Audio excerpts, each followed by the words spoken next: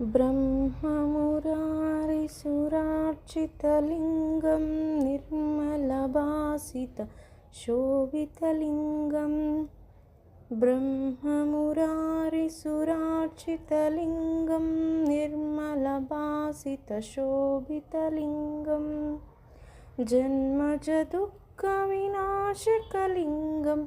तत्प्रणमामि सदा शिवलिङ्गम्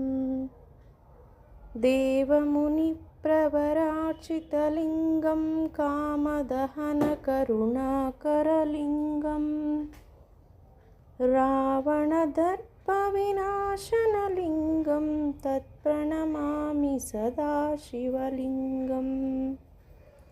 सर्वसुगन्धसुलेपितलिङ्गं बुद्धिविवर्धनकारणलिङ्गं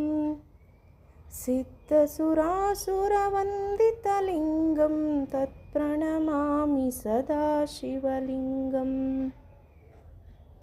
कनकमहामणिभूषितलिङ्गं पणिपतिवेष्टितशोभितलिङ्गं दक्षसुयज्ञविनाशनलिङ्गं तत्प्रणमामि सदा शिवलिङ्गम् कुङ्कुमचन्दनलेपितलिङ्गं पङ्कजहारसुशोभितलिङ्गं सञ्चितपापविनाशनलिङ्गं तत्प्रणमामि सदा शिवलिङ्गम् देवगणार्चितसेवितलिङ्गं भावैर्भक्तिभिरेव च लिङ्गम् दिनकरकोटिप्रभाकरलिङ्गं तत्प्रणमामि सदा शिवलिङ्गम्